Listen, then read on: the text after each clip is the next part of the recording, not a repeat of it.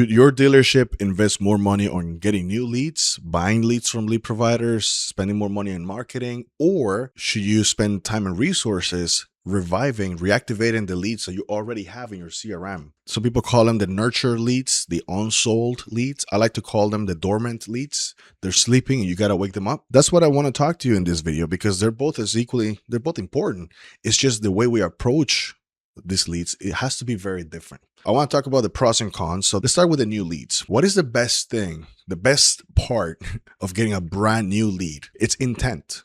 This is customers, people that took time out of their day because they need a vehicle. So they took time out of their day to go on your website and fill out their information. They fill out their trade-in information. They know what vehicle they want. Whatever way that they got into your ecosystem, it shows a lot of intent, which is great. The problem is that the moment they start shopping, everybody knows. It's like an alarm. Meta knows, TikTok knows, Twitter, Reddit, everybody knows, Google knows.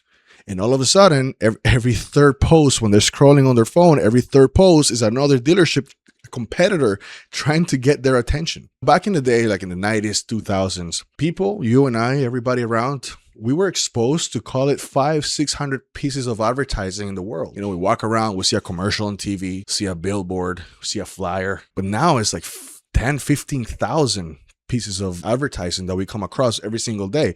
There's ads in our phones. The billboards are still around. There's flyers. So that is the problem. It's like, yeah, we have customer with good intent, but man, they're getting bombarded with all these competitors. So at that point, it's all about being efficient. It's about speed to lead. It's about having a very sharp BDC department that knows how to take the customer off the market, put them on ice for the salesperson to speak to them, book the appointment. And that's very hard, but it's a whole different approach than dealing with the older leads, the dormant leads. Now, what is the positive side of the dormant leads? When you have a nurturing campaign and your BDC is following up with leads and they reactivate older leads, maybe leads that came into your ecosystem a year or 2 years ago. Well, the good thing is that they're not in the market.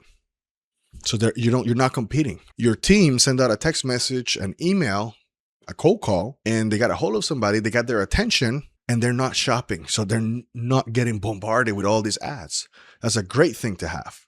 But what is the problem? The problem is that they're not actively shopping. So what do? Well, you got their attention because they replied to your email, to your outreach. So at that point, it's a whole different game, because on one side, new leads, it's all about speed to lead and convenience. The other side is, well, you have to make them aware of problems that they don't know they have.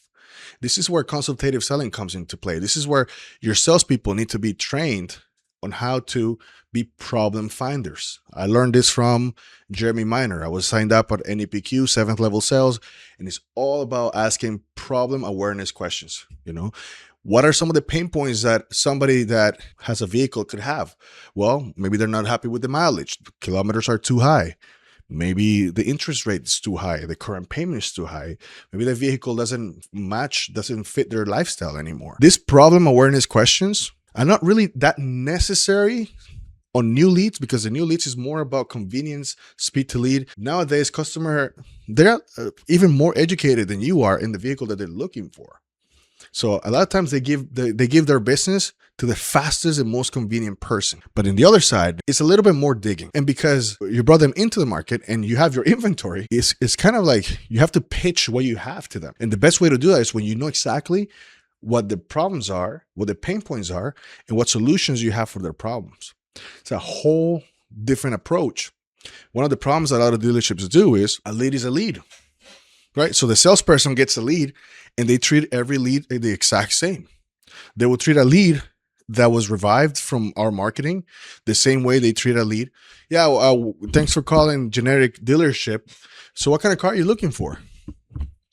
It's like, there's no approach. There's no nothing. Like, it's very different. All right. So understanding the pros and cons of both type of leads and having a different system for each scenario and doing constant training. I love role playing. I think every dealership should do a role playing session twice a week, right? Where we role play these scenarios.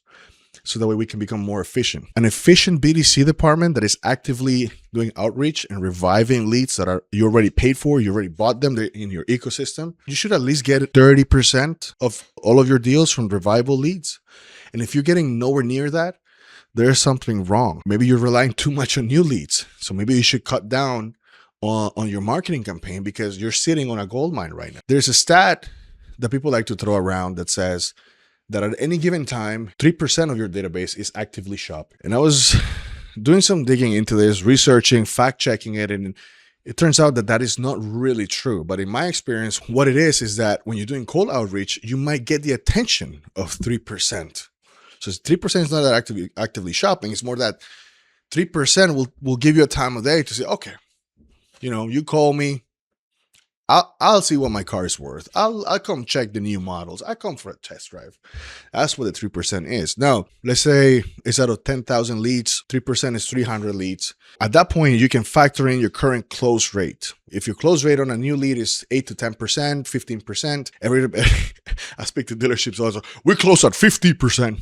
Well, no, you gotta be realistic. Out of 100 leads, you might get 15 deals. That's the average, right? 10, 15 deals. So if you revive 3%, you get the attention of 3%, that's 300 leads. You could close 10%, that's 30 deals a month. And if a dealership is doing 100 deals a month, that is how you get 30% of all your leads from the current database. That lowers your customer acquisition cost. It's an extra source of revenue.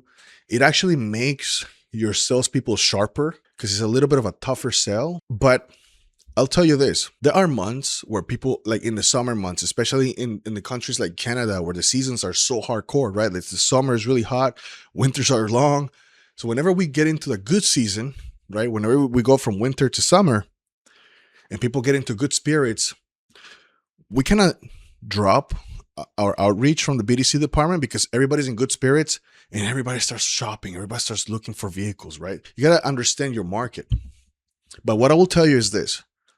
When you have an efficient BDC department that is running tight, in the slowest months, when there's no leads coming in, when there's no people shopping, having a BDC will save the day.